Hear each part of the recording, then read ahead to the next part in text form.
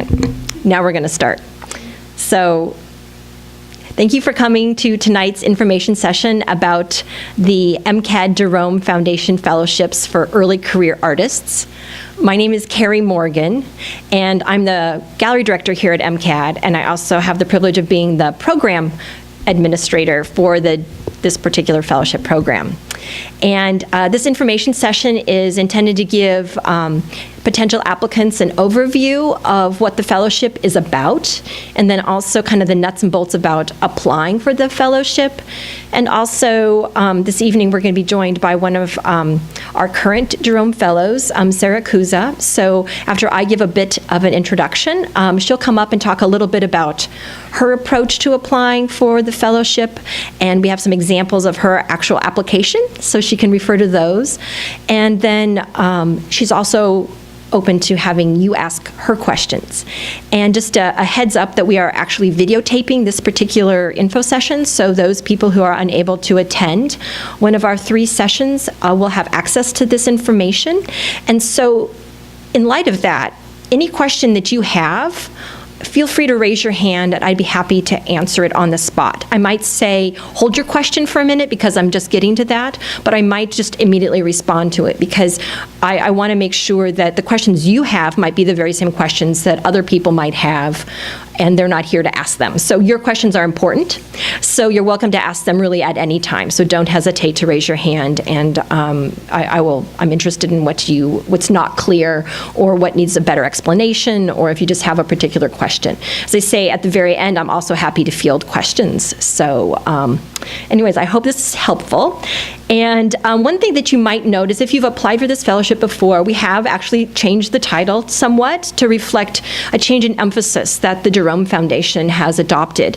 We had for years been referring to this as a fellowship for emerging artists, and the Jerome Foundation has changed their language to make what they fund more clearly a fellowship for early career artists. So I will discuss that in a couple minutes. But first, I just want to call out that we are offering some other info sessions, and as you can see by the slide to my left, that this is the first evening one, obviously. We have another one scheduled on August 15th at 6:30 p.m. at CHAT, which is the Center for Hmong Arts and Talent.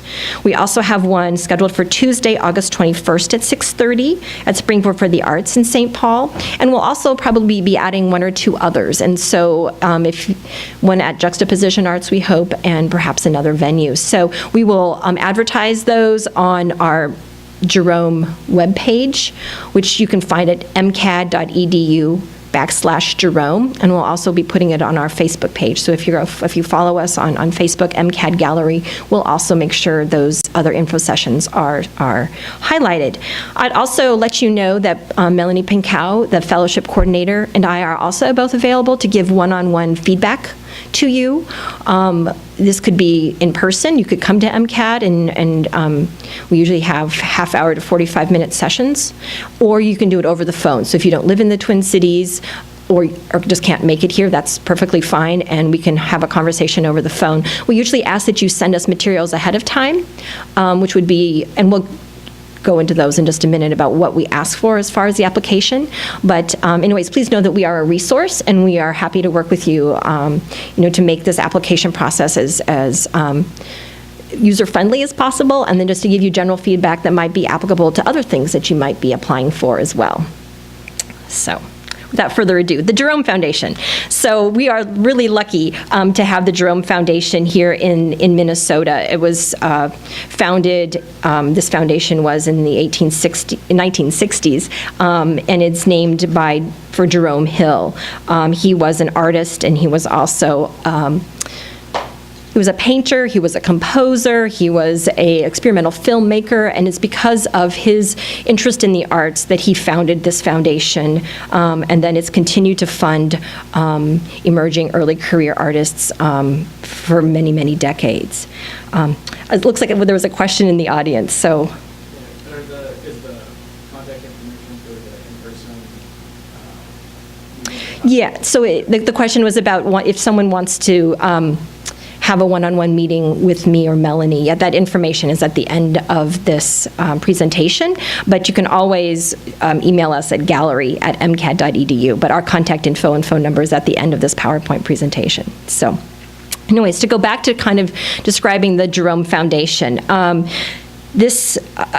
so the focus of the Jerome Foundation has, I said, been really geared towards the artists in the state of Minnesota, because that's where Jerome Hill is from. But it also, he lived in New York, and so the Jerome Foundation also funds activities in the 5 boroughs of New York City. So if you ever visit New York and you see the Jerome Foundation logo on something and you're at a theater performance, you may be like, what's this about? But it's actually the same organization. So they have very generously funded activities in a wide range of disciplines, as I say, over 40 years. And we here at MCAD have administered this particular fellowship since 1981. And we're really honored and pleased that they've continued to fund us, continually, because I think there's a need, and because they're willing. And so I look forward to hopefully another 40 years of this kind of support. So what does the Jerome Foundation focus on? They focus on, and I'm just reading from our slide, they focus on nurturing exploration and experimentation by giving emerging artists the modes of promoting their own creativity. And central to the foundation's what they fund is obviously high quality work and they also are trying to encourage the potential for excellence. And they have a value statement that you can find on their website, but 3 things that they've identified is they are very interested in making sure that diversity in all its definitions is supported by what they fund. They are funding artists who are innovative and take risks, and there are other values, that of humility, and that's more of that they believe that they as a foundation work for artists.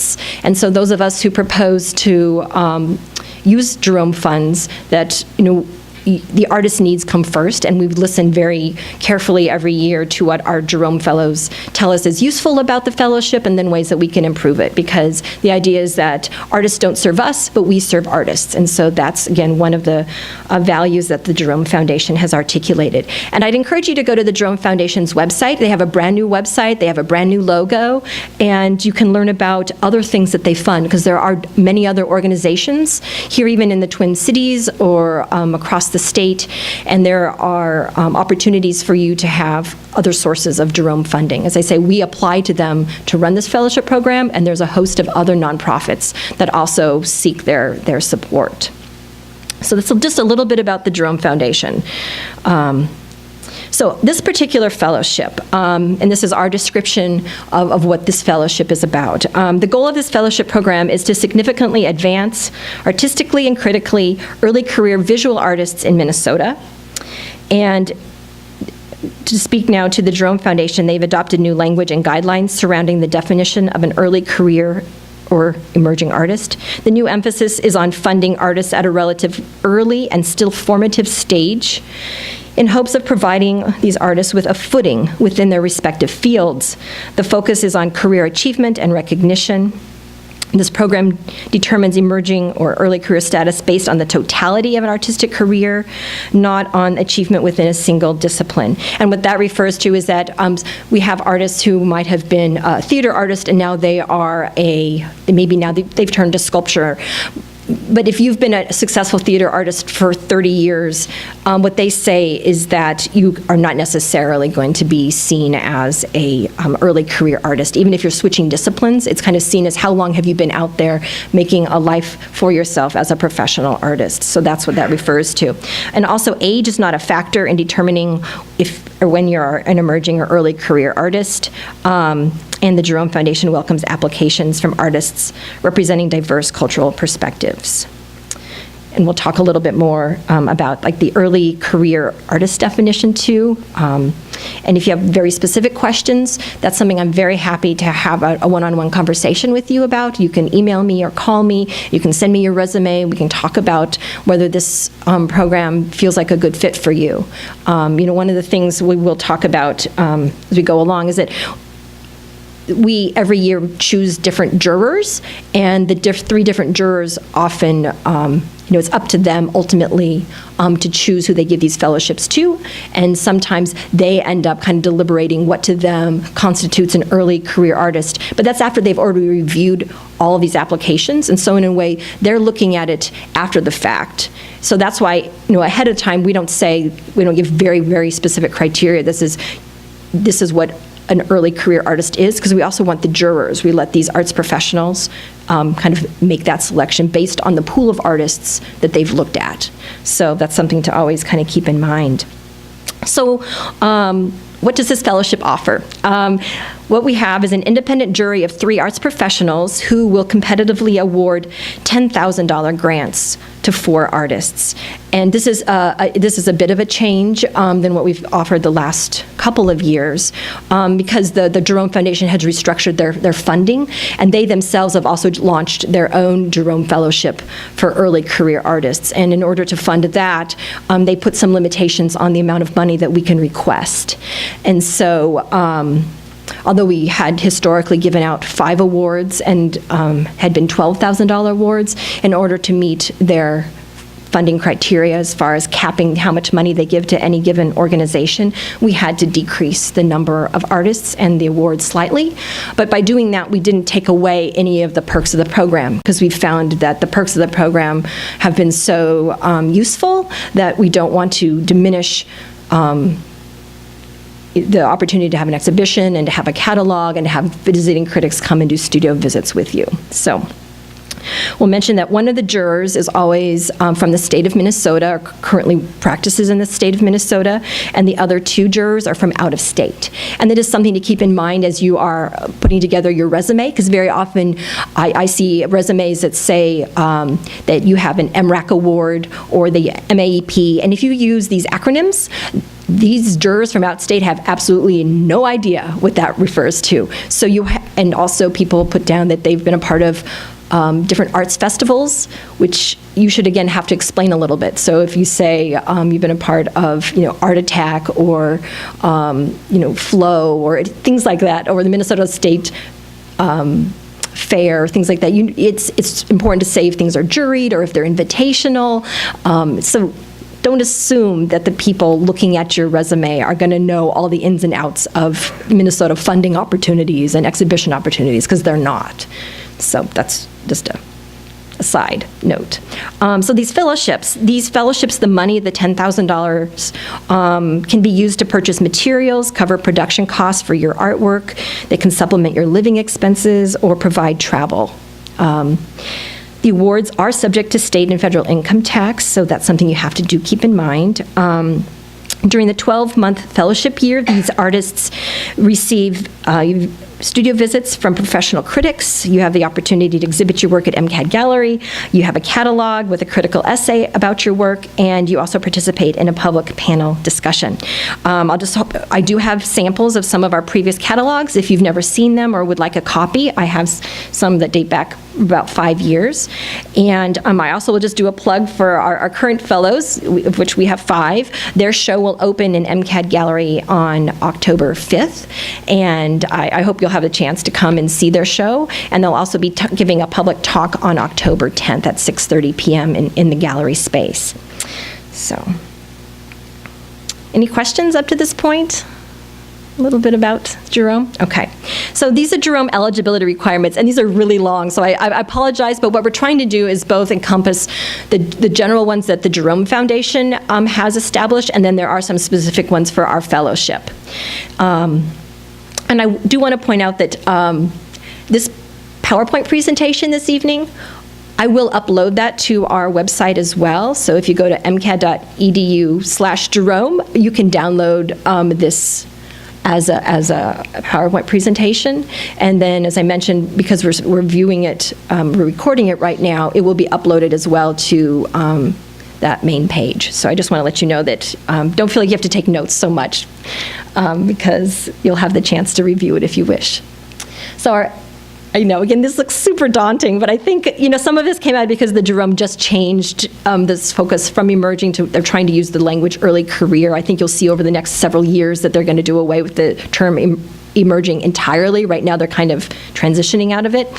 But this is what they say they want to fund, just to give you a sense. So, wanting to fund artists who see the arts as an ongoing vocation rather than a hobby, pastime, or occasional pursuit, and who have already completed their training, if they have decided to pursue formal training at all. Looking for artists who, at the time of application, have generated, completed, and publicly presented, exhibited, and published work in the discipline in which the support is requested.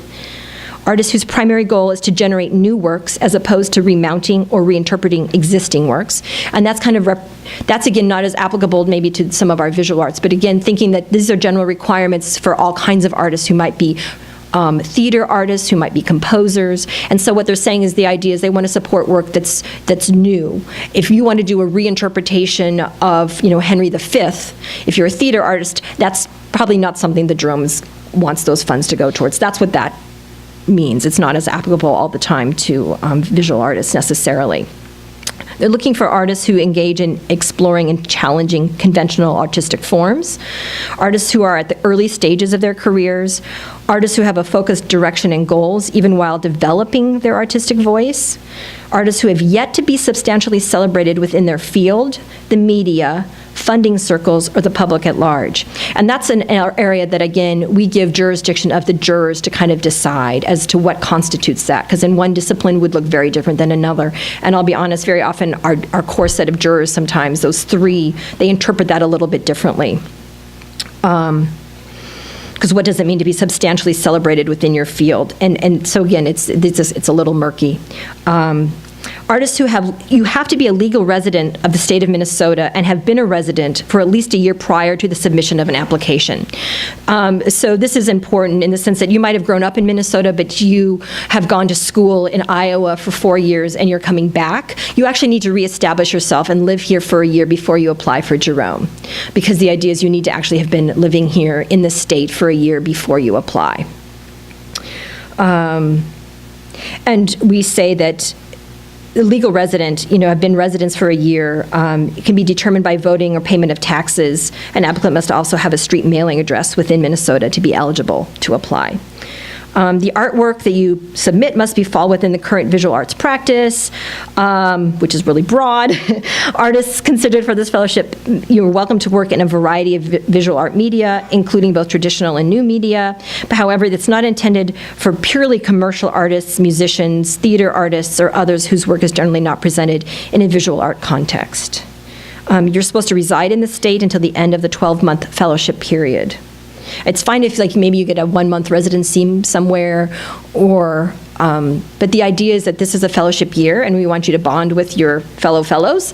And we have frequent meetings, I'd say every 6 to 8 weeks. There's something that you need to meet about or get back to us about, and so it doesn't leverage it very well if you're not here physically to participate.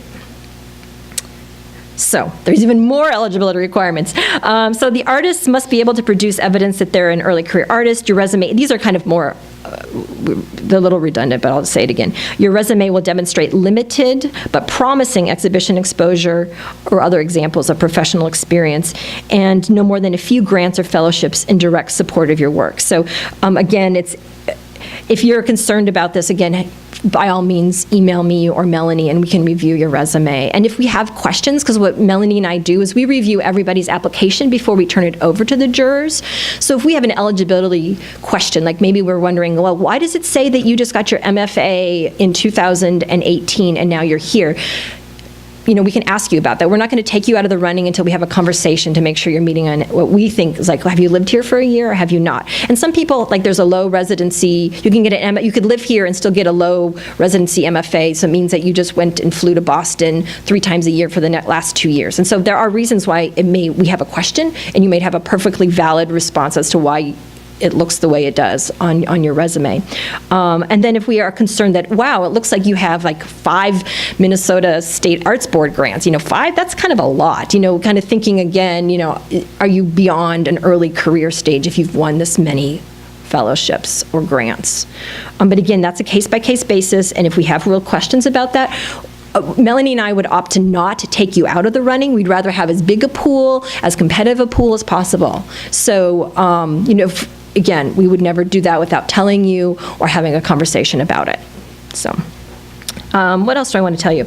Oh my goodness. Artists who live outside the Twin Cities who receive an MCAD Jerome Fellowship must be willing to travel to the Twin Cities for fellowship meetings, visiting critics, and other group meetings. But we do compensate you for mileage and any lodging. So we don't want to make it a financial burden if you live outside of the Twin Cities, but logistically, most of our activities take place here just because that's where the airport is, and that's where, the 80% of our applicants come here from the Twin Cities proper. So that's just something we have to kind of accommodate. You must be willing to meet with the visiting critics during the fellowship period, and you must accommodate your schedules to work with the critic visits. It might include arranging for and transporting your artwork for the studio visits. And if you're out of town or if you don't have a studio for some reason, that one of the perks about having this housed within this kind of art school is that we provide space for you. So if you are having a visiting critic come and your space doesn't allow for the way you want to present your work, we can check out spaces here at MCAD and we can help you, make sure that you have access to that. So you don't have to worry. You must be willing to participate in the exhibition. And you can actually receive this fellowship a second time. It's never happened in the 30-some years we've never had a repeat Jerome, but it is feasible. But you would definitely have to explain, it'd be a little bit harder because you'd have to explain how you're still an early career artist but making new work. But it says you actually can apply once every 3 years. If you've been awarded a McKnight Visual Artist Fellowship or McKnight Photography Fellowship, which are for mid-career artists, then you are not eligible for this particular Early Career Artist Fellowship. You might be eligible to apply for other things that the Jerome Foundation offers, but because this is so similar in terms of a lot of the application process and a lot of the perks, because you get access to MCAD facilities and things like that, you can't retroactively be a mid-career artist for us. So, are there any questions about this very long list of eligibility? Yes?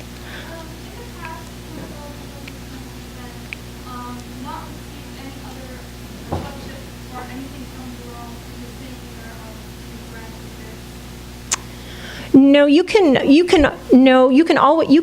ours have always, the question was, what if you've won a Jerome from a different organization? Or received other kinds of Jerome funding? You can receive multiple amounts of Jerome funding in the same year.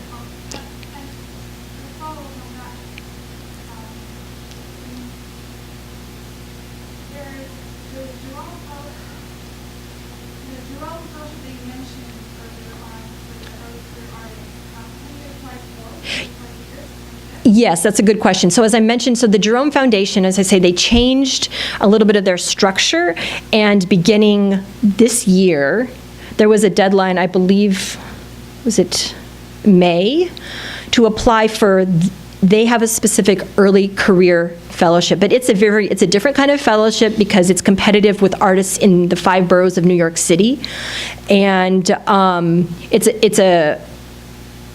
you won't find out if you win that fellowship also until next April. So they're spending almost 11 months because they're going to get so many applications between the artists in New York City and here. And I think because it's an inaugural year for them to do it, they need this amount of time to probably figure out the process. But to the question was like, is it okay if you've applied for both and could you win both? And yes, definitely you could, because if you apply for this fellowship, our application deadline is September 14th. And you will find out if you are a recipient or not on the 11th of November, which is 6 months before you might even find out if you're another Jerome Fellow. And so yes, you're definitely eligible to apply for more than one. So that's a really good question. But there are other Jerome Fellowships and mentorship opportunities through the Minnesota Center for Book Arts, for the High Point Center for Printmaking, for I think the Textile Center. So you can have multiple Jeromes, because the idea is that each of our individual organizations has its own kind of setup for the selection criteria, and we offer different kinds of perks. Like the MCBA fellowship is very different, and so it'd be a lot to take on, I think, and if you did win more than one, and They both have some similar components about doing an exhibition, but they're often timed differently too. So it's not as if you're going to probably have 3 exhibitions all in the same month. So anyways, that's a good question. And if you have questions about that as well, but as I say, as far as I understand, you are welcome to apply for as many Jerome-funded activities as you want. So, great. Okay, as I mentioned, our deadline for this application is Friday, September 14th at noon. We do it all online, and this is where you can go and find that application. And what we request is that you have 10 images, optional videos, a resume, an artist statement, and then we have an optional additional PDF. The video is supposed to not be a promotional video unless it's actually your artwork, you know. So like if you were highlighted on MN Original, or if you've kind of created a promotional video to explain who you are and what it is you do, that's not what that's intended for. I mean, if you are an artist who makes satirical, videos, and you're in it, that's fine. Like if you make videos because it's a part of your artistic outlet, or if you are a kinetic artist or a sound artist, and the only way that we can you can even convey the sound component of what it is you do. So the video is not meant to be a walk around an artwork. It's not supposed to be showing you like thumb through a book. Unless it's a part of a video that or if it's a multimedia piece, that's what the video component's for. The resume, we do give you a website that you're welcome to go to look at kind of an idea about what a professional artist resume might look like. But I don't post these online because we've had a problem where we find these resumes posted on other websites without our permission, and we don't want to do that anymore. But if you want to see some sample resumes or artist statements, we have a collection of those just from people who've won it. So they're fellows from previous years who've won it, and we redact their name. But that if you're worried or just want some idea about what it is, because you'll notice that everyone's resume looks different and everyone's artist statement reads differently. So hopefully it's reassuring and not disconcerting. So if you email gallery@mcad.edu, I can send you a PDF with, I think it has 5 samples of artists, fellows who've won the fellowship. And the question about the artist statement, and then now we have asked that on that artist statement, basically an artist statement should say who you are, what it is you do, and why you do what you do. But we also ask that you kind of indicate what is it that you hope to accomplish and do during the fellowship year. So this is a way of addressing it. This is not a project grant that you don't have to explain, I'm going to spend $2,000 doing this. I don't need that kind of nitpicky kind of information, but it helps the jurors so that they're not guessing what are you going to be up to, because this is like before they they don't know you personally, and so they are using this information that you're providing in your application. And that artist statement gives you the chance to kind of explain, what you hope to accomplish. What is this money, and what are these critics' visits? What is the fellowship catalog? What is the fellowship exhibition going to do to enhance your career? And why is this a good time for this to come to you? So this gives you a chance to kind of make that case for the jurors instead of them just kind of having to guess at the need of this grant. The additional PDF we've just added last year was the first time. And this is, it has a 2 megabyte size limit, but what we found is there are a lot of artists who use text, and it's hard to, in your work, and if there's a written component that it's not an artist statement, but it actually goes with the actual installation, this is an opportunity for you to include that text. Also, if you're a book artist or something, I've heard it's very hard to show multiple pages. So you can use that PDF to also show multiple pages of something. So if it's something that's kind of text related or something that you want to show a spread of a physical object, that I don't want you to show a video of you flipping pages, but rather if you want them to see what it would be like, you can do that. So just to let you know, we have some options. Yes, a question about that. So these are the video and the additional PDF are in addition to anything? Oh, that's a good question. They're not they're supplemental, but they're not like in addition. So thank you for bringing that up, because the idea is that you have 10 images to upload. If you upload a PDF with a text, that text needs to actually be referenced somewhere in those 10 images. Because maybe it's like, I pair a painting with a poem. Okay, you need to show me in that, you need to upload an image that's showing either that installation or show me the painting piece and you're going to say there's a place where you can write, or type in rather, additional comments. And you can say, see PDF for the text that goes with this. The same with, like, if you have a book, you need to upload one image of maybe your book spread, but say, see PDF for 3 other examples of page spreads. So the idea is that by using these the optional PDF or the optional video, it doesn't extend your application. You're not supposed to get 11 or 12 or 13 or 14 new projects to introduce. The idea is that the limitations of the 10 images is not enough to convey what you need to convey.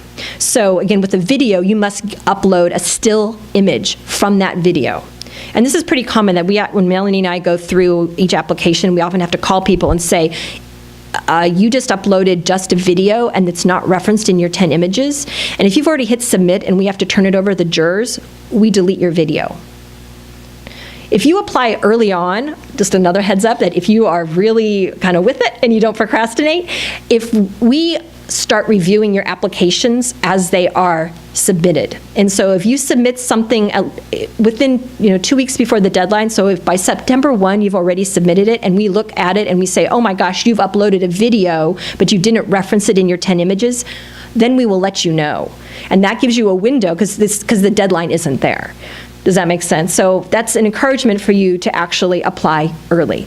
Within that 2-week period right before the deadline, we're so busy fielding questions, we actually don't have time necessarily, and we don't want to stress you out and give you like, oh my gosh, you didn't do this right, and that would not be good. But if we see that there's something wrong with your application, and you submit ahead of time, then often there's a 2-week period where you can change your application. We can reopen it for you, and you can make those changes.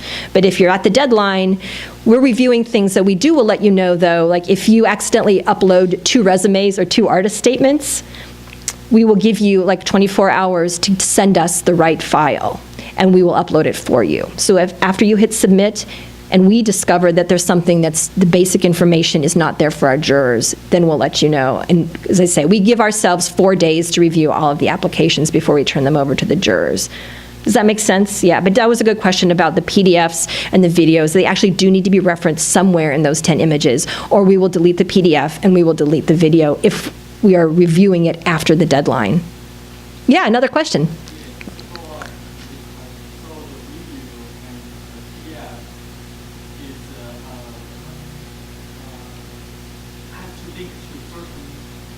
Yes, it does. The PDF and the video have to link to one of the 10 images that you've uploaded.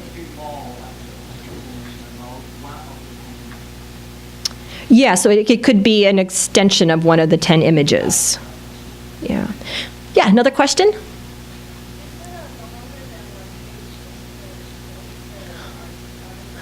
Yeah, I mean, we say the request for a 1-page single space, I mean, it can be single spaced, double spaced. We don't really want it, again, we're not going to reject it, but I'll be honest that the jurors are not going to read anything longer than 1 page. So you should keep it it can, like 1 page single spaced, or I guess it could be 2 pages, but I'll be saying shorter is better because they usually complain. If I was applying, I would do a single spaced double page, so not longer than that. 1 page double spaced. I think 250 words to 300 words is probably enough. Yeah, but again, we're not going to, Melanie and I, when we're looking at that, we're not going to disqualify you or ask you to reapply with that, and our system doesn't know how long a document it is, but I'll just say it's kind of in your best interest that shorter and more to the point is usually better. Okay, so the important dates. And here I'm going to explain a little bit about the juring process. So our application is September 14th at noon, and this is a hard date, and a hard time. Like if you call me at 12:05, I can't help you because I actually do not control when our system cuts off. Our webmaster sets it up, it happens automatically, and it's not about me. It's about the fact that your application needs to be in before 12 noon. I always get calls after 12 noon, and it breaks my heart. So don't be that person. So what happens? As I mentioned, Melanie and I review all the applications. If we see that there's an irregularity, that you've uploaded your laundry list or your grocery list instead of your resume, we'll let you know. We give you a couple days to get it back to us. If we have questions about your eligibility status, we need to have a conversation about something, we have a period of time to do that. Then we turn it over to our jurors, and they get 2 weeks to review all of the applications. We generally get between 230 and 260 applications, I'd say now. So this is highly competitive, and they're scoring you, the jurors are, between 1 and 5. 1 is the lowest and 5 is the highest. And what we do is in the first round, as I say, they have these 2 weeks to review your application. And in the first round, they are only required to look at your images, to look at the videos, and to look at the optional PDF.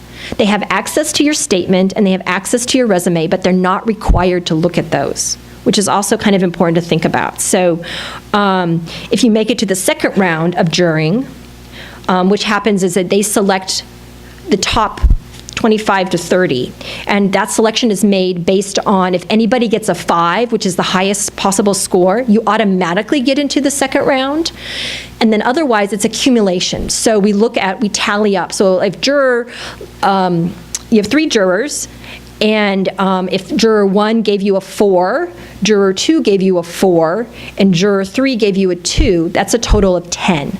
And very often a 10 and above is high enough to put you into the semifinal round. It changes every year, and it depends on the jurors, because sometimes we have jurors who are just like really generous and they don't want to give anybody a 1. Sometimes we have ones that are really, they give nobody a 5. And that's their choice. We don't give them a rubric saying you must give X percentage of 5s, and it's not like a bell curve or anything like that. So it's really random, and that's what everyone has to remember, that this process is really imperfect, and it's really highly subjective, and it's a matter of a number, basically, one number, whether or not you get into the semifinal round or not. So the break may be 10. It's wherever we make a determination based on the top 25 to 30 scores. So sometimes it's a 10 and above, sometimes it might be 11 and above. I think that's the highest it's ever been. I've never ever had a Jerome Fellow get 3 5s. So just to let you know again, I've had that with our McKnight Fellows, our mid-career artists. I've never had that happen. So it's not as if anyone out there in the pool, they all think alike. These jurors do not think alike. Very often fellows who are selected, and they might have gotten a 5 from somebody and a 1 from somebody. But just remember, that's because if you get a 5, you automatically get to the semifinal round. And what happens is, just to let you know, it's again, when you're in this big pool of 250 other applications, they may not spend a lot of time with your application initially, but one of the other jurors did pay attention to your fellowship application and really might see something in it. And that's where in the second round of jurying, what happens is that they have to review the top 25 to 30. They have 2 weeks to do that again. And then we have a conference call. And during this 2-hour conference call, we go through every single application. And they have to talk about what did they like about the application, what do they think were the strengths, what were the weaknesses, do they want to do a studio visit to see if you might be a finalist for it. And it's that conversation where very often somebody who might have given you a 1 is listening to this other person who gave you a 5, and they're like, wow, I didn't even think about that, or I never considered that, or gosh, now that I review this, so that's how that happens. So again, I never tell people what their overall score is, because it actually doesn't mean anything. Because if people got their scores in 1 year, and they'd be like, they discouraged and may never apply again. And I promise you, every fellow who has probably ever applied more than once, probably if I told them they might have only gotten a cumulative score of 7, they may never apply again. And the next year they may become a fellow. It's that subjective. So, okay? So that's how this fellowship kind of works. So what happens is after the second round, they have to determine, the jurors do, they go through all these top 25 to 30, and then they, at the end of that 2-hour period, they decide who are the top 10 that they're going to go do studio visits with. And after that date, I will notify you no later than Friday, October 26th, how far you got in the jurying process. You will find out if you only made it to the first round. If you made it to the second round, you'll get an email about those 2 things. And then if you're a finalist, if you're one of the top 10, I will give you a phone call and let you know that you do a happy dance and you get excited, and then you stress out for 2 weeks because then you have the studio visit with the 3 jurors. We fly in the jurors or if they like to train, some of them don't like to fly, they come in and they spend 2 days doing studio visits. And so you'll know as early as October 26th where you are with that. And then you get the phone call if you're a finalist. And then studio visits are happening the afternoon of Saturday, November 10th, and all day Sunday, November 11th. So if you have plans to be out of town, you might rethink going out of town. I say this because it's happened once that I've had a fellow, a finalist was in California and he had to fly back. He paid for a plane ticket to come back. And luckily he became a fellow. Otherwise, it would have been out that plane ticket that was bought 2 weeks ahead of time in order to come back. So it might be just worth your while. You just never know. Maybe you should have either that Saturday afternoon free or that Sunday free. So you could accommodate a studio visit. You know, if you are out of town, we actually have done them by Skype, though, and we have done them via conference call. So it is possible to do one if you're not personally, physically there, but it might, and again, we've had fellows selected who've done their studio visits that way, but it's more of a challenge, and I think it's kind of scary.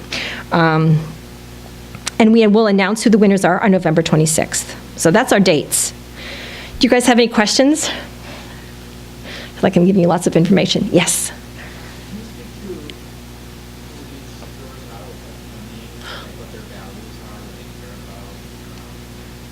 about? Yeah, that's a good question. Gallery, involvement. Yeah, so the question was like, could I characterize who the jurors are?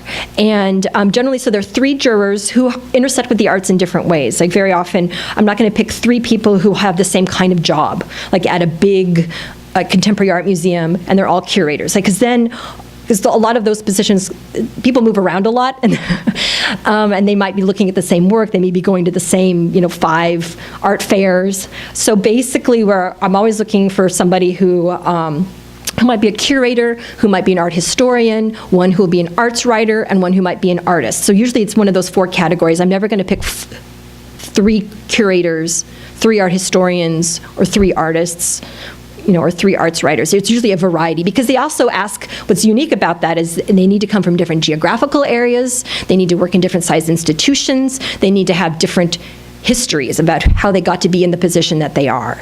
And they also geographically have to be from different areas. They can't all be from New York City or LA. And they have to be, in terms of gender, have to be diverse. In terms of race, they have to be diverse. So that's kind of what I'm looking for. I'm looking for that, and that's why it's such a random process, because very often, again, they really like or are interested in different things. And that's where you just never know what they're going to be interested in. I have, in a couple minutes, I can share with you some of the things that the jurors have often said that they're interested in. But that's just a sampling of what jurors say. Because before we start that conference call, I ask them just to share with one another, what do they consider artistic excellence, and if they want to share, like, are there certain things that you have kind of a penchant for, because that's useful to know. I mean, I had one time a juror say, I don't like anything whimsical. And it's like, okay, that's kind of interesting. Another person saying, I'm really interested in environmental issues. And so when you have a juror who might just be honest about that, and your work may be something they like or maybe something you don't like, again, it's not about the quality of your work, it just happens to be who happens to have been selected. And I don't know them personally, and I'm not going to know, even if you look to see what somebody's curated, it's still not going to necessarily indicate what they're going to like or not like about your work. I'll be honest. I don't think you can even, that's why we don't let you know who the jurors are ahead of time, because we don't want you to waste time and energy being concerned about, oh my gosh, I think I should try to do it this might make them like me or something. You just have to go with the fact that it's really, it's kind of a crapshoot in that regard. But I will share with you kind of some of the things that jurors very commonly say they're interested in or they're looking for in the application. Is that helpful? So just to quickly, I think I'm taking a lot of time here. The jurors on screen interface, this is kind of what they see. They have a first round and a second round of jurying. This is where they assign you numbers. And this is just a screenshot of a previous year when there happened to be 270 applications. This is what they see, and this is kind of useful, is that here when your image pops up, it also pops up this information here on the right where it's the title. the materials, the size, and then here you have a space to add this extra application information about what it is they're looking at. And I just want to say that, again, this is an artist, Gregory Euclid, who was a Jerome Fellow, and then he went on to win a McKnight Fellowship. One thing that's, again, instructive, and everybody would use this information differently, but one thing he did is, like, he didn't indicate in his media, he didn't write mixed media. Like, instead, he gave very specific information, which, again, when you think these jurors are looking at 270 applications at 10 images each, they're looking at 2,700 images, which is a lot of images.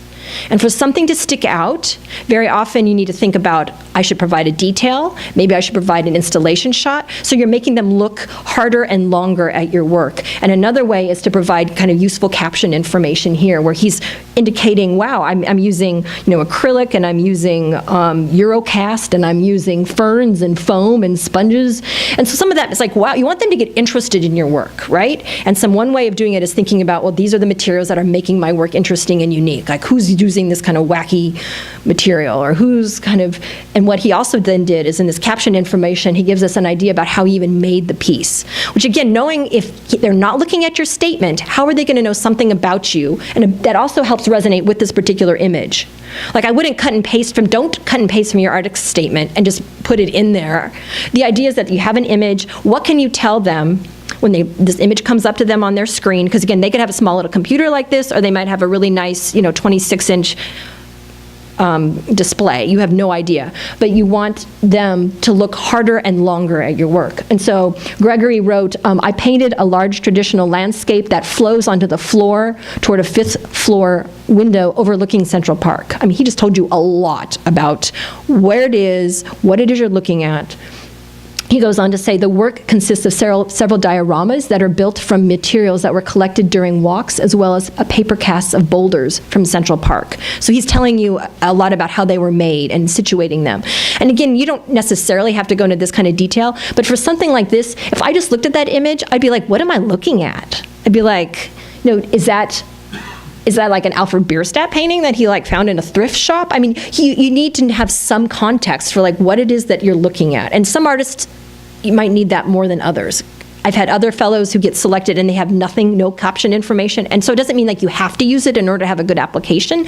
But I'm saying if you have work that is ambiguous, or if you want to draw attention to something that's unique about your process, or about your thinking, or about how you got to where you're at, that caption information might let them know something more about what it is they're looking at. So it's kind of like you're having a conversation with them without having to be there. Yeah.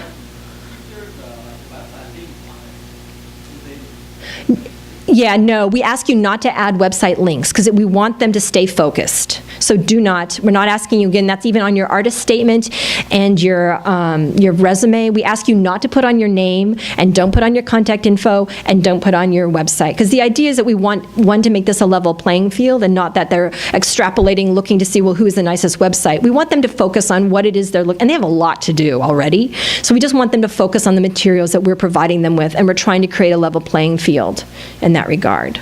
So thanks for that question. Okay. So an example, if you do have a video, you don't have to, we ask you to upload it to YouTube, and that's because our webmaster can more easily kind of blanket out extraneous information, and it also doesn't pop up with your name at the end.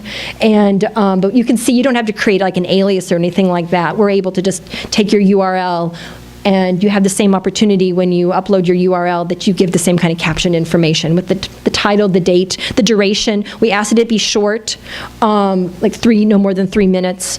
Again, it can be from a larger piece. You might do a 27-minute piece, but just give them 3 minutes, because again, it's in your own best interest. You pick out the 3 minutes that are going to make this piece interesting and amazing to them. And then again, you do need to reference this video in one of your 10 images, and that's what here.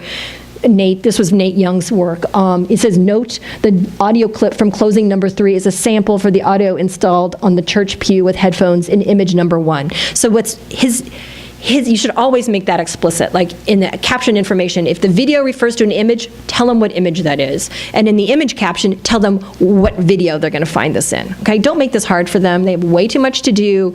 Don't make it mysterious. Just kind of make it easy. So. Selection criteria. These are the things that we tell you on your application, and these are the things we tell the critics, the jurors, what they should be looking for. We're looking for high-quality work, as evinced in your submitted materials, most importantly, your work samples, meaning your images, your uploaded video, optional video, and your PDF, if that's applicable. Evidence of serious commitment to artistic practice, that is like accomplishments to date as well as promise for continued development. That's something they would see if they were looking more at your resume. The impact that the fellowship will have on the artist, again, that's something that they can really ascertain only in the second and third rounds of jurying, which would be them looking at your artist statement, and then if you're lucky to be a finalist, they get a 20-minute conversation with you, and that's where they can help figure out how is this fellowship going to really make a difference for you. And then finally, just generally, the panel is asked to consider the breadth of artistic practice among Minnesota artists, which might include a wide range of media, aesthetics, and traditions that might be influenced by ethnicity, gender, and geography. And that's to let them know, we don't want to have 5 abstract painters or 5 large installation artists. We really benefit from having artists who make different work and for different reasons. So that's kind of our request to them. So this is a sampling of the jurors' selection, and then I get to turn this over to Sarah. I'm sorry I'm talking so long. So one of the things, these are just, we take notes, Melanie and I do, when we have this conference call. We take notes for 2 reasons. One is that we want to capture what the jurors were saying generally that they were interested in, and then what did they have to say about your particular application. So if you are a semifinalist, in addition, although you may not have become a finalist, you can call us after the closing of and the announcement of the fellows, and I can give you feedback, or Melanie can give you feedback. We do it over the phone or in person. We don't send it out because we don't ask the jurors. We don't tell you, we'll tell you who the jurors are at the very end, but we don't want to tell you who said what. We don't want them to get hate mail or something. But they know, usually they're very complimentary. But anyways, this is us taking notes about what did some of these jurors say they were looking for. So one of the things they say, they're looking to be surprised. This particular juror said they like work that is conceptually interesting and formally beautiful. They're interested in what conceptual issues is the artist exploring. Another juror said, I'm looking for imagery that's compelling. Is it unique? Or if it's something I've seen before, what are they doing to make it different? Another juror might say, I'm looking for originality, a strong body of work. Is it held together? And do artists know their history in the sense like where they've come from, where they're at, and where they're headed? Another juror said, I'm looking for images. They have to jump out in a compelling fashion. I'm interested in the next stage to see if the work is sitting in any current debates about art. Like, who are they in conversation with? They looked for the statement. The statement needs to back up the imagery. And is the work functioning as a whole? And what's the ambition of the work? Another juror said, I'm looking for attention to detail and attention to the whole. Is the concept pushing ideas and materials? Is there potential for growth? Another one said, I'm considering diversity and a different approach to art practices. And another one said, are the themes new and fresh? Is it visually compelling? Is the piece going to draw me into a museum, gallery, or other site? How will it play when it's displayed? And it's interesting that some of these are very much, a curator very often thinks about who's the audience, how is it being displayed. The art historian is often wondering, is this person know, like, a history of abstract painting? Does this person know a little bit about how they're situating themselves vis-a-vis on like a social practice aspect of their work? And then the makers, very often, if it's an artist who's a juror, they're often looking for the idea of materials. Are they using them strongly, or is there a high level of craft to it? So different jurors, I've been asked different things about it. Yeah, there's a question. So you said that keep the information with the things that jurors make on social media. Just for the finalists. I'm sorry, not for the finalists, for the semifinalists and the finalists. So if you're one of the, because the idea is that when they're looking at the big 250 applications, we don't ask them to take notes and as I say, at that stage, they're not even required to look at your artist statement or your resume. They're looking at your images and what you've uploaded. And then they assign a number to you. If you get to the second round, if you're one of the top 25 to 30, then during that conference call that we have with them, before the conference call, we ask them to, there's actually a place in their jurying. I'm sorry, I forgot to show you this. There's a place in their jurying. See if you can see it here. Let me go back.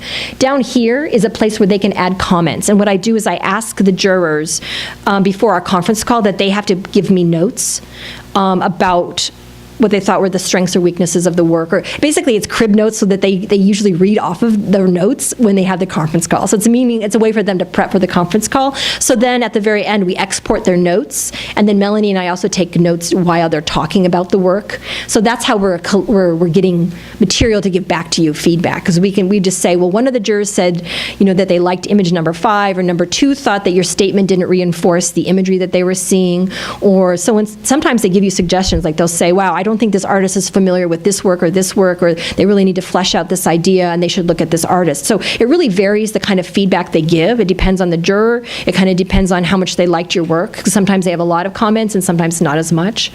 But that's the kind of feedback that I can give you if you're a semifinalist. But thank you for that question. I forgot to tell you about that. So, well, if there are no other questions, let me turn this over to Sarah so she can tell you a little bit about how she approached the application process, and we'll go from there. Thanks.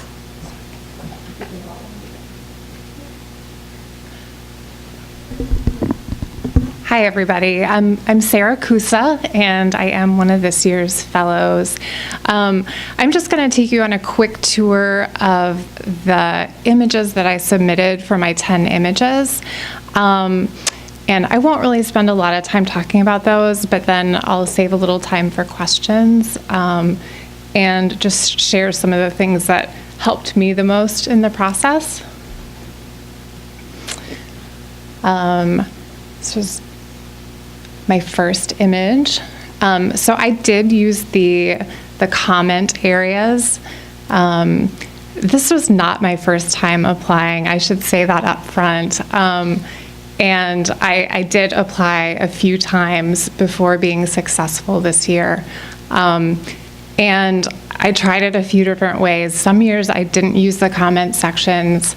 This year I did use the comment sections, and so what I tried to do with those areas is share information that wasn't going to be immediately obvious from either the materials that I was using or the size, something that added some other aspect that was missing. I did use details in my images, so of the 10 images, I showed 6 unique works and 4 details. My work is pretty minimal, and it's pretty based on intentionally chosen materials, and so that felt like a little bit of a risky bet for me to show 4 details, but you'll see that I did that.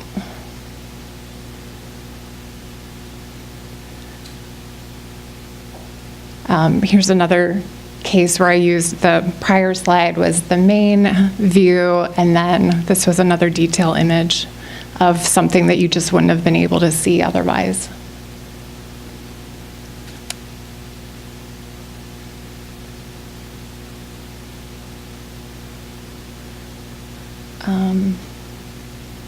Yeah, another detail. And then here's my last detail and my last image. And so, for example, in this comment, I'm telling a little bit of where I was conceptually with this set of figures, but I didn't want to suggest too much. I didn't want to tell the jurors what exactly they were supposed to think about it. So I tried to really walk that line of giving them a little bit of information without being too heavy-handed.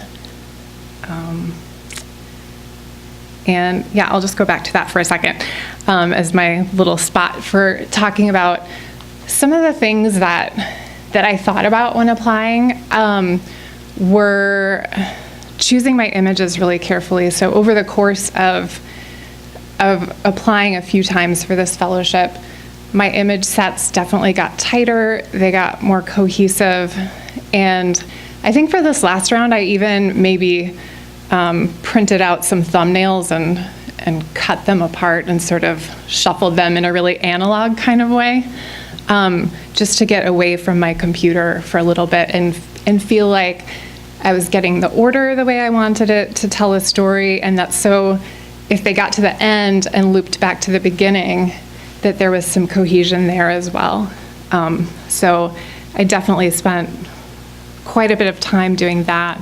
And then over the course of applying a few times, if it's your first time or if it's not your first time and you don't make it, I would definitely recommend taking advantage of Carrie and Melanie's very generous offer to share feedback about how you did and comments about your application. I would never have secured a fellowship without taking notes from the feedback from previous attempts. So they're very generous in that way, and that's not available with every fellowship that's out there. So it's really useful.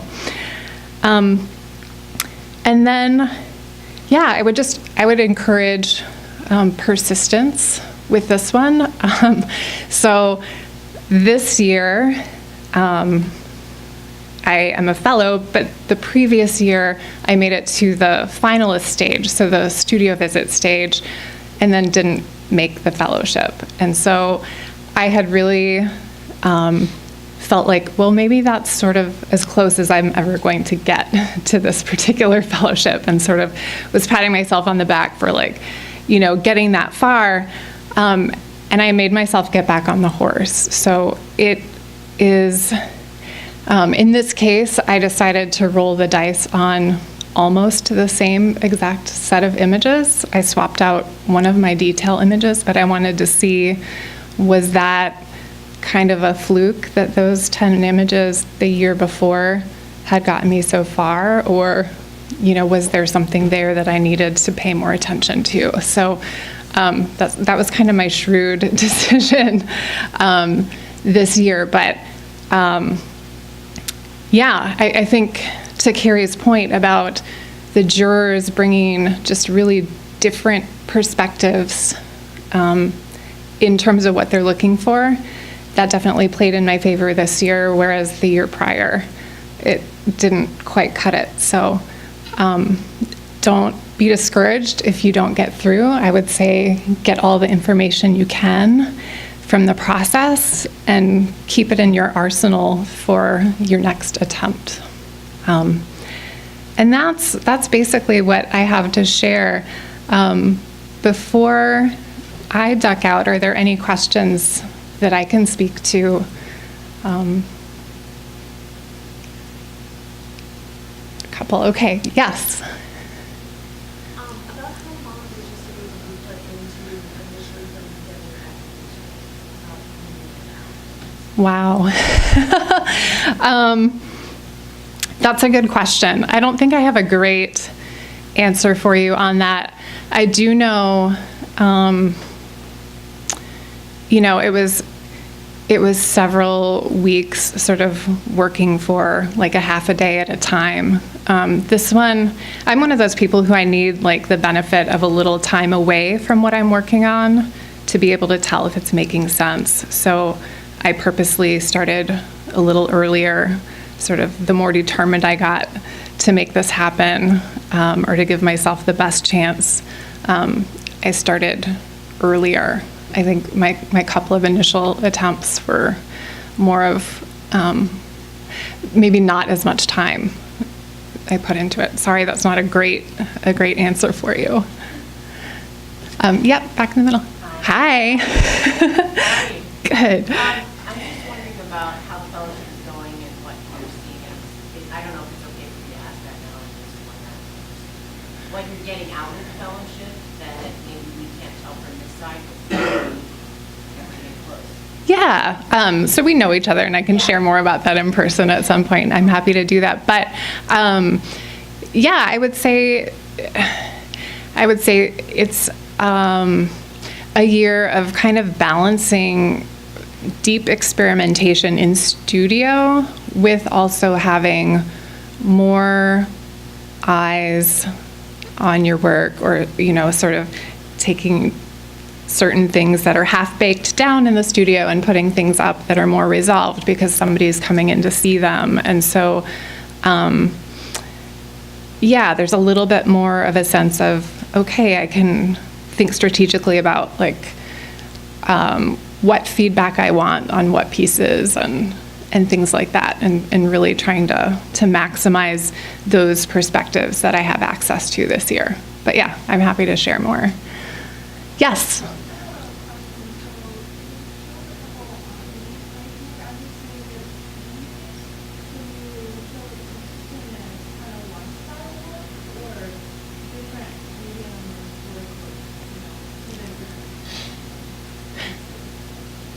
So are you asking sort of how, like, yes.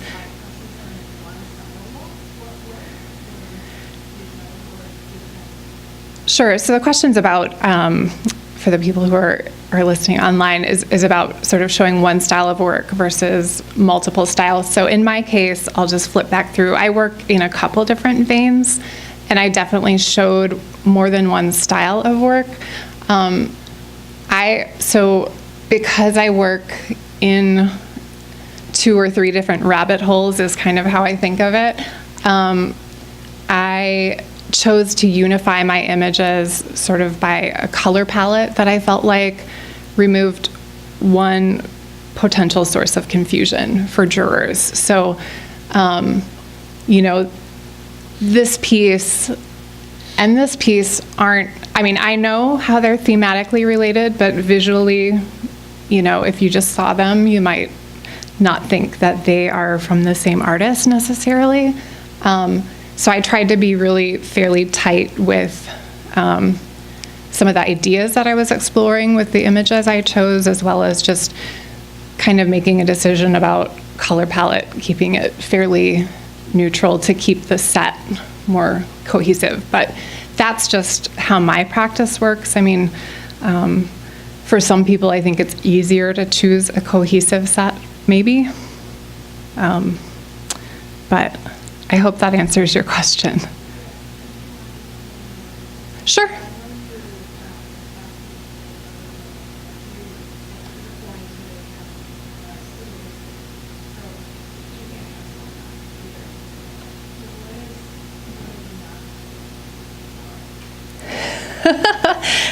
Yeah, sort of.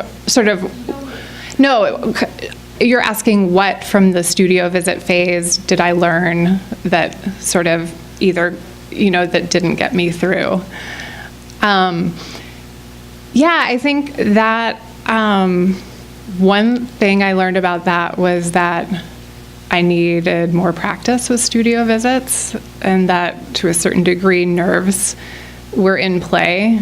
Some of the things that were very intuitive for me to tell the jurors about my work. I can think of at least one broad category that I just completely forgot to touch on. And so for my second time around with that studio visit, I made a special effort to just be ready for, just be ready for those feelings of nothing really prepares you for opening your studio door to 3 strangers, and maybe one of their names when they walk through the door, and you're kind of really put in an interesting opportunity to share your work. And so, there are some nerves that go along with that. And so I would say that was probably my biggest issue with that first studio visit that I know about. And then, I mean, obviously, a great part of that too was just the perspectives of those particular jurors, what they were looking for that particular year. Anyone else? Yes? So with the 10 images, are they all from the, 10 different work, or are some from the same work? So the question is, are they 10 different works or some from the same work? So definitely, I showed about 6 unique works with a detail image of 4 of those works. And that is just kind of what played up the strengths of my particular body of work. Yeah. Anyone else before I hand it over to Carrie? All right, well, thank you, and good luck to everyone.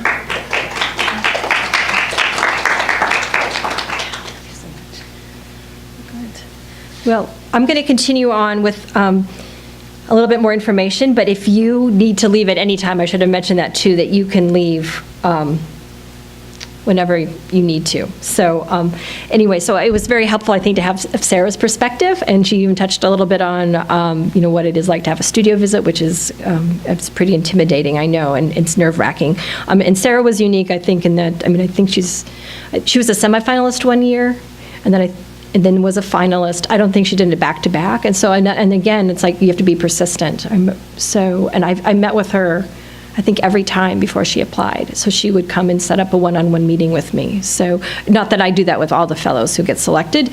She is somebody I did talk a lot to about her work. So obviously I didn't, magic didn't happen the first couple times she applied, but again, she learned, I think, better how to, for her particular work, how to present it. And then the stars aligned in terms of what the jurors were looking for. And as I say, just so much of that is outside of your control. But I just want to say that, one thing you might have noticed with her work is that, it does matter to have high quality images. And that's one thing I'd encourage you to do, is that if you don't have a good camera or access to one, that you might even, pay that extra money to have somebody professionally do it, or do a swap or an exchange, because high quality images are really important, since we've talked about how the jurying process works, and that the focus on the first round, very much so, is on those images. So how do you make it work when the jurors are saying, I want it compelling, I want to look for quality, I want to see that it's, well made, and I want to see so much, right, out of slides, which we know are inadequate of really showing you the variety and the textures and the real complexity of your work. In a perfect world, you all should have studio visits, but that would take a really long time. So instead, you have to rely on high quality images. And I'm just going to quickly just show you, again, it's a wide range of what constitutes a high quality image for different artists, for different practices. If you do site-specific work, I would encourage you to include installation images. And this is an example of like Rich Barlow's work that he did, which he does these beautiful paintings with chalk. These are chalk drawings that he's done, and he was given the opportunity to do an exhibition at McAllister's College at the time. There was a small house that they were working out of, and so he chose to do that. Someone like Gregory Euclid, we've already seen one of his very site-specific works, but he did sculptural works, and in this example, he just is showing it out of context. Like, you really don't get a sense of scale, but it also helps clean up. You can see kind of the component parts a little bit better than in that first slide I showed you, that was that installation image. So you have to kind of think, you have to weigh the type of image. What am I getting out of this image versus what do I get out of an image that might be farther back, or might give you a sense of scale, or might give you a sense of the lighting if you have a very particular way that you're installing your work. So that's why you have to think very clearly about what it is that this image is doing. Another work of former fellow, this is sculptural work. Again, it's showing you a little bit of a sense of scale because it's against a wall. This is the work, again, I wouldn't say this is an amazing image, just the quality of the photograph, because it's more of a documentary image. This is a work by an installation of Mike Hoyt that he did when he won a Jerome Fellowship through Artists on the Verge, and he did this very kind of complicated installation. And so someone like Mike, he might take 3 or 4 images. He might only show 2 projects, because the nature of his work, it's so complex, or so many components. It's not mean it's like you don't get it, but it's that there's so many pieces to it. Like he has this map here, and then a projection. And in order to explain what that is, he even also then had drawings on this wall here. He has to show how it works in conjunction with one another. So again, they're like, there's no right or wrong. I often have people ask me, well, how many pieces should I include? It's like, I can't answer that question unless I meet with you or you upload images and we have a discussion about it, because it's really particular to what it is you do. The work of Amanda Hankerson, just photography, not just photography, but Melissa Loop, Lauren Roach, Pa Hua-her, who went on to be a McKnight Fellow of ours, Nate Young, Miranda Brandon, and Sing Lee. Star Wallowing Bulls on the left, and Samuel Weinberg on the right. Emmett Ramstead on the left, and Lindsay Reiner on the right. And poor images. And these are not actual images that anybody's uploaded. These are just a sample to give you an idea that if you have an installation shot that as it doesn't really do justice to the work at all, then don't include it. Like this, you can't really see the paintings, and it doesn't really make sense. It's not like where Mike Hoyt was using a documentary image to kind of convey the sense of scale and this stuff. Like this, it's like, I think if you just gave me more better shots of the artwork itself, it would be great. But again, I just pulled this from the web. It's not like this is a particular image that was submitted. And same with something like this, I would just say that if you have a two-dimensional image, make sure that things are cropped correctly and that they're lit well, because you don't want to have hot spots. I mean, you just don't want the jurors to not like your work because it's not presented in the best possible way. So that's where it's really worthwhile to get high quality images made. And that's something that I think Sarah, her work too, she did have it professionally photographed. And I think, if you can install your work, that sometimes helps, if you feel like if it's a large dimensional piece, you might really need to go to an effort to get it to a point where the image is going to really convey what you wanted to convey. But anyways, please put time and effort into the quality of your images.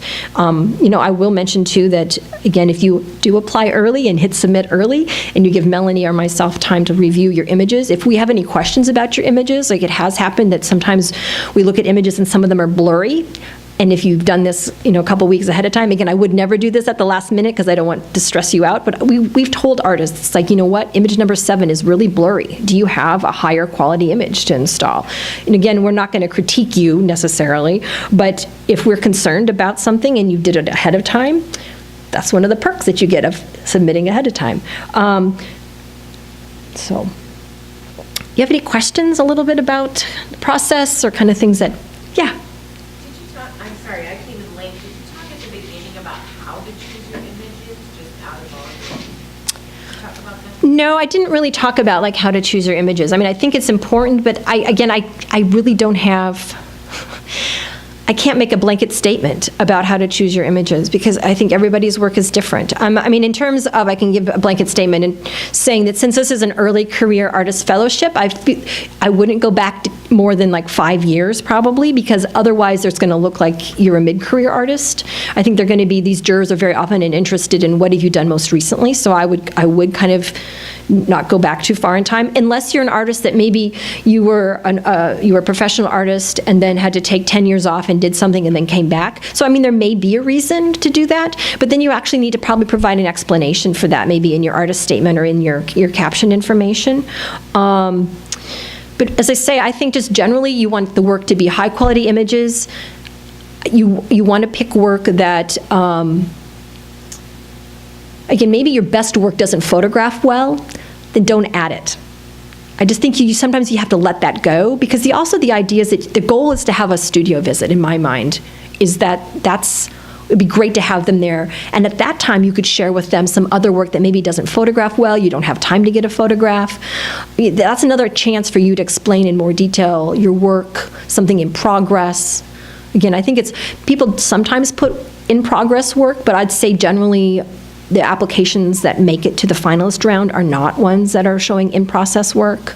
It's almost always finished work, because they're jurying you not, again, this isn't a project-based grant. The idea is that they're given a year, you have a fellowship, you need to have, work in the pipeline in the sense that you have an exhibition coming up a year from now. But at the same time, they're looking to see there's high-quality work. Like, what's the work that you've already made that's already out there in the world?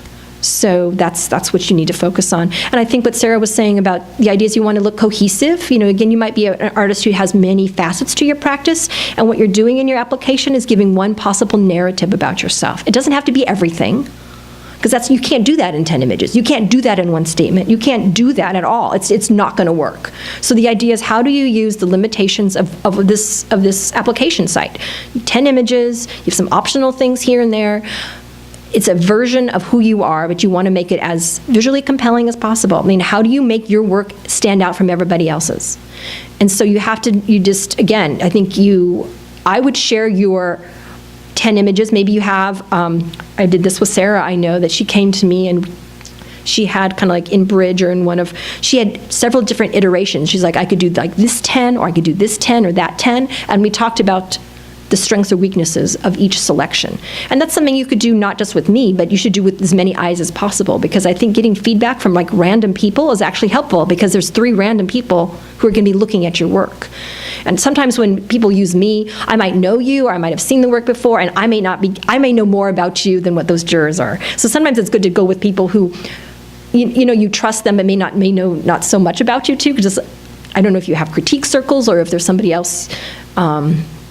As I say there, it might be useful to have, you know, Melanie or myself, if we aren't familiar with your work, because then if you upload your images, upload your statement, and upload your resume, we can meet with you and we can pretend we are jurors. Like, we'll look first at the images, and then we'll read your statement, and then we'll look at your resume. And then we're kind of seeing it kind of as they're seeing it. Because I don't like to, like, sometimes people say, well, will you look at my statement? And I was like, you know what? I'm not going to read your statement without looking at your images, because I'm doing you a disservice, because those jurors are going to be looking at those images first. I need to have an idea who you are, what you do, based on your images. And then I want to see if that artist statement is supporting what they're seeing in the images. So we kind of play the juror part when we give advice like that.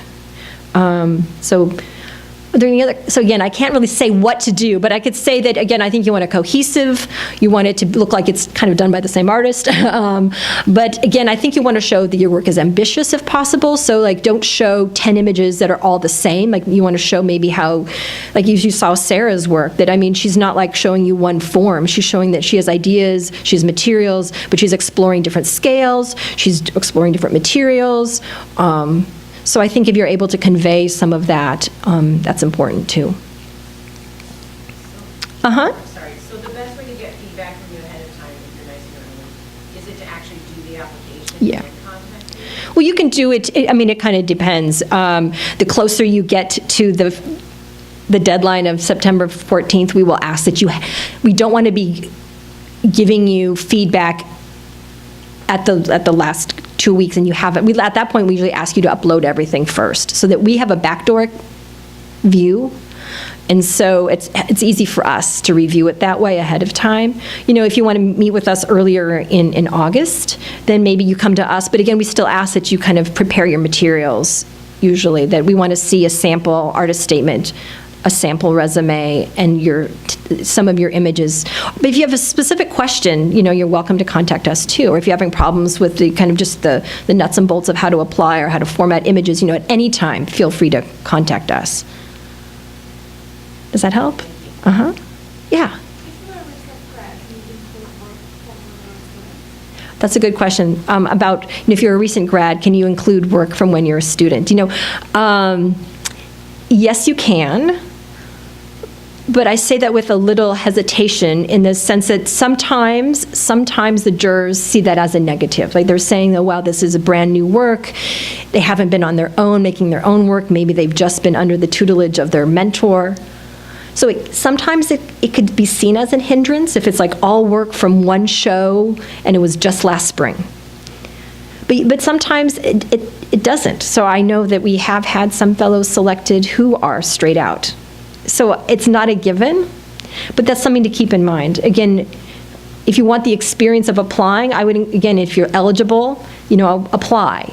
But know that sometimes that's not always the strongest application, because it gives, again, these jurors are looking for a reason not to give you a fellowship. I hate to say that, but it's so competitive, they need reasons not to like you or to take you out of the running. And if that's one of the things, and you don't know what they're going to base that on, but it's not, we don't make that designation. We're not going to say this is not a strong application, because I have had fellows selected who are just out of their BFA or their MFA, or we also have fellows selected who have no training whatsoever. I mean, Lauren Roche is a self-taught artist, so don't feel like there's a prerequisite also that you have to have some abbreviation after your name in order for you to be a legitimate artist, because that is also not true. So, are there questions? So for the next little segment, I am just going to go over the application process. And so again, if you've applied for this before, you probably know this and you don't have to stick around. I'm going to do this again for the benefit of anyone who has never applied or would like that kind of step-by-step process. So it's really the technical aspects of applying. So I just want to give you that caveat that you're welcome to leave whenever you need to. So, but this is kind of what it looks like, the application site. So if somebody's not been on our online yet to check it out, I'm going to take you kind of through that process of what you see and what's being asked of you. So this is what you see right now if you go to our homepage and you click apply. If you go to mcad.edu/Jerome, there's a welcome page that kind of describes the Jerome Fellowship. And there's on this bar, there's a bar that says apply. And if you click apply, this is the home page for our application. The first thing you want to do is create an account. And even if you've applied for this particular fellowship before, every year you have to make a new account. It doesn't remember your website, your email. It doesn't remember your password. You need to start from scratch.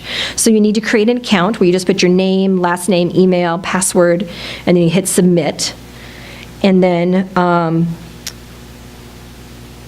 here, this is something that happens sometimes, that if you get a red notice that says, make sure there's no pre-populated data, including spaces, you just need to make sure that sometimes your computer will remember, like your password, for example, like mine does that. It pre-populates a particular password for a particular account. So you have to make sure it doesn't do that. I'll just mention that sometimes people get frustrated, and it's because it's loading something that you don't want it to load. So make sure you you highlight it and hit delete and make sure you're starting from scratch. But when you hit submit, it should tell you that you've successfully done that. And it says go to the online application to begin. And basically that means now you can hit entry form. And we ask for your information, your street, city, state, zip code, daytime phone, phone type, email, date of birth. We ask for your ethnicity and your gender, and if you've applied before. This information on your entry form is not shared with the jurors. This is only stuff that we have as a backdoor administrators to the application. And we have to submit to the Jerome Foundation demographics about who applies for their fellowship. So that's why we need to know your gender and we need to know your ethnicity. And we do tell them to kind of what the range of the applicants are. And then we also say, how many people are in the Twin Cities regional area and how many people are more than like 100 miles outside. So we give all these statistics just for Jerome Foundation purposes. It's not given to the jurors. Then what you have to do is and you can actually do these steps in any order you want. You can come in and you create an account and then you do your entry form and you could upload your PDF and then close out for the night and it should be fine. And the next day you come back and you upload an image. You could just upload one image and you close it out. So it saves everything you do. You don't have to hit submit at the end of every page. Except, if you're in the process of uploading images, don't add the title, the medium, the date, don't do all this stuff and then say, I'll come back and upload the image. Actually, you have to upload the image for it to save on your uploaded images. So what you do there, you give a title, medium, date, and the date doesn't have to be the month and the date, it can just be the year. Unless there's a reason why you want them to know a very particular date, but it can just be the year you made it. The dimensions, I would encourage you to say if it's like inches or centimeters or feet, because again, our computer program interface doesn't know that. And then here's this additional info. You have up to 400 characters now. We did have 300, we've upped it to 400. And then here's where the file type needs to be a JPEG, and it needs to be, we do have specifications that the image needs to be 1920 in its largest dimension. So if you have a horizontal image, the horizontal needs to be 1920. If it's a vertical, the vertical dimension needs to be 1920. And if you had a big screen TV, a 1920 ends up being like a 26-inch image. So it's a really pretty good sized image. But I'll go into about how to make your images that size in a minute. Question? Yeah, you mentioned earlier about the work ideal work for the honesty. Yeah. You mentioned what would be too much. I understand there's actual limit. But Yeah. what would be a good amount of words per image? I think that really varies. I think sometimes you can use, we've used that, we've upped it to 400 characters, but it's not a lot. So even if you use, again, I would probably not use 400 for all 10 images. as you saw Sarah, sometimes she just kind of said, this is a detail. She just reiterated, this is a detail of the previous image, you know. Because again, I guess the idea is that you give the jurors some information, but you don't want, if you overload them, then they may stop reading. So it is that. I mean, I think you do it based on, like, what do I need to say about this image? What is this image demanding that I help explain it? I would go by that, if that's all right, so. If there's a problem uploading your image, like if it's too big and it has to be smaller than 1.9 megabytes, and it has to be, as I say, formatted 1920 in its largest dimension, it'll tell you it's having a problem. It says there's an error while uploading your data, please try again. And usually it's because it'll tell you the size, it must be 1920 pixels. So, and if you're having a problem with that and you get frustrated, just give us a call or shoot us an email. You know, we're usually around 9 to 5, Monday through Friday. So just call us and we can help you if you have a problem. But if it's sized right, usually it's not a problem. So how do you size things? So this is an example, and this is based on Adobe Photoshop, and there are other programs obviously, but I'm just showing one of them here.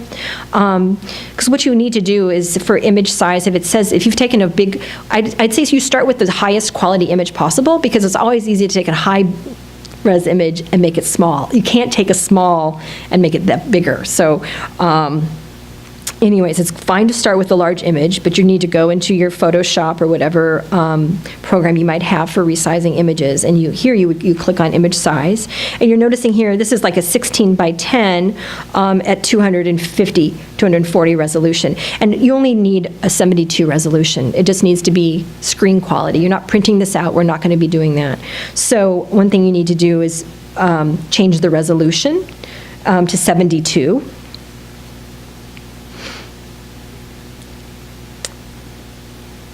And then you click, in order to do that, you're resampling the image. You unclick that, and then you change it, and then you can click it back. We clicked it back here. And what we want to do too is, because by changing the resolution, it increased the overall size. But now we want to do is make sure that it's 1920. So first you're going to change that it's web quality, and then you're going to change the actual width. So you can go in here. You can see that. Well, actually, we go up here, and you change it up here. And the idea is, if you have constrained proportions, all you have to do is do the largest dimension. So all you have to do is change, this is a horizontal image, so all you have to do is change that to 1920. And because you've clicked constrained proportions, it automatically will make the height proportionate to what you had before. And so you can hit OK. And then what you want to do is save for web, and sometimes the nomenclature is different. Sometimes it's under older versions of Adobe Photoshop, it's save as, but in the newer ones, you export. And when you hit you can go under File, Export, if you do save for web. And what it does is it just makes it a smaller overall image, and the quality is still going to be fine. So, because for example, if you have a really high image, it may be larger than, what you want it to be is larger than 1.9 megabytes. And that's still a good-sized image. But what you want to do here is that you save for web or save for legacy. And here you can lower the quality even to 60 or 70. It doesn't have to be 100%. Because right now, again, we're just trying to get images that our computer is going to, our program is going to accept. You do want to make sure this is clicked here, convert to RGB. And you want to make sure it's a JPEG, because that's what we don't accept TIFFs, we don't anything, we don't accept any other formats except for JPEGs. So then you hit, here it's showing you can increase or decrease the quality, but yeah, generally just it doesn't need to be 100. And you can title it whatever you want, because that information doesn't matter, it's not seen, it's not shared, it's really what you're labeling it just so you can find it again. And when you upload it, this is what it looks like. If you've uploaded it successfully, it says your data has been uploaded. And here, we're just giving you an example of what you might have uploaded. But again, I would say just put 2014 and indicate if it's inches or centimeters or feet, because in this example, we didn't do that. If you see you've made a mistake, you're always welcome to go in and you can edit it, or you can delete the image. And once you've uploaded more than one, you also can move them up and down. So you don't have to worry about doing this perfect the first time. You can just experiment uploading images, and then you can experiment moving them around just when they're already uploaded even. So for example, this is where if you've uploaded a second image, once you've done one successfully, it automatically pops up that it allows you to upload a second one. But again, you're not tied to that order. You just click down and this will switch the order. Okay, so there's malleability. And if you want it, these are just thumbnails, but if you want to see, well, what does this look like, you click View Larger Image and it'll pop up. And it's still not the size that the jurors are going to see it, but it gives you a better sense about, oh, is this the right image? Or, oh, is that the high resolution one? Is it high enough? Is it blurry? I mean, hopefully that will give you a sense of what it looks like. And this is just an example. We're saying, oh, this is the original image, and then this is a detail of the image. But again, you do what you want. I'm not saying you have to use details. You don't have to use installation shots. I say some people do, some people don't. It varies. But again, I think the goal is to have the jurors look at your work and look at it more than once. That's one of the reasons why I often encourage details, is because it makes them look twice at that particular piece, and you're drawing attention to something they may otherwise not be looking at. So. The video is the same thing, title, medium, data creation, the duration we ask that you indicate. You can say this is a 2-minute clip out of a 25-minute full reel. I mean, you can put that information here in the duration, or you can put it here in the information. The same kind of thing where you're giving them a URL, though. And please use YouTube. As I say, just because it's easier for our webmaster to kind of extract that video. Additional PDF. And that is a PDF file, and it'll tell you once it's uploaded successfully. But again, as I say, although we call this step 1, 2, 3, 4 and the like, you can really do it in any order you want to. And I should say, yeah, so I mean, you're hitting upload when you're uploading, but you're not hitting save. Like once you've done that, it should just save it automatically. Resume type, same type of thing. Now we ask, this can be in multiple formats. It can be a PDF, a document, a text file, a rich text file. So there's a lot more options for that. And once you've uploaded it, you also can download it again to double check that it's the right one. Because here, once it says, it'll tell you, oh, it's been uploaded. Then you click download and you can double check. Oh yeah, that's the right version. And I will say, do check that, because I've just had that happen with our McKnight Mid-Career Artist Fellowships, that an artist who was a semifinalist, he uploaded a resume from 2017. And the resume didn't look like there were all these things that were forthcoming, because they were a year ago. And the jurors took that in consideration and thought, oh, this person's already being funded with all these things, but it was last year's resume. So don't make that mistake. Make sure you upload the most recent version. And again, you can also delete something. If it's like, okay, if you download it, you're like, oh, that's the wrong one, you're allowed to, you have this button here, you can delete your statement, so we give you options.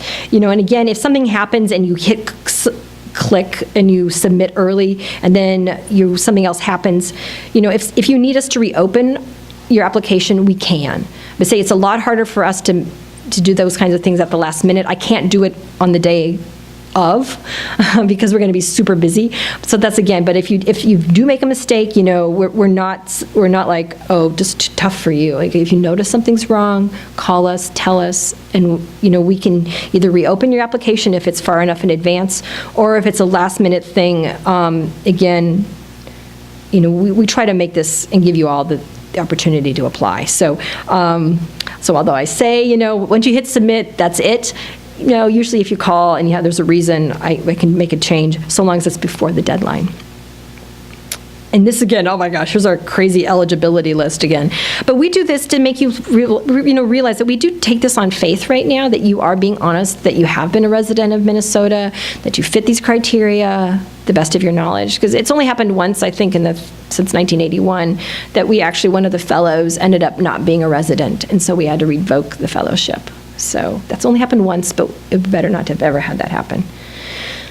So, and you are allowed to apply as a collaborative. That doesn't happen very often, but we have had 2 fellows. That was in 2009-10.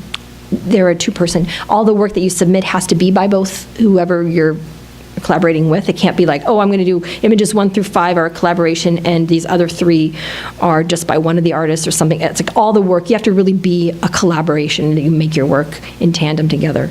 We don't have that happen very often, but you're eligible, and you could then upload a resume that may say artist A and artist B, showing different things, and then you might have a resume that's showing what you've done together. So that's actually in your application. The description of how you go about that is usually pretty clear. Okay, and then confirmation.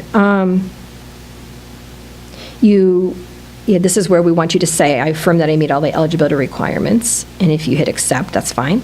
And then if something you haven't fulfilled, it won't let you you can hit submit, but it'll tell you if you're missing something. So it says, oh my gosh, you've only uploaded 2 out of the 10 images, or oh my gosh, you forgot to confirm the eligibility. So they let you know that.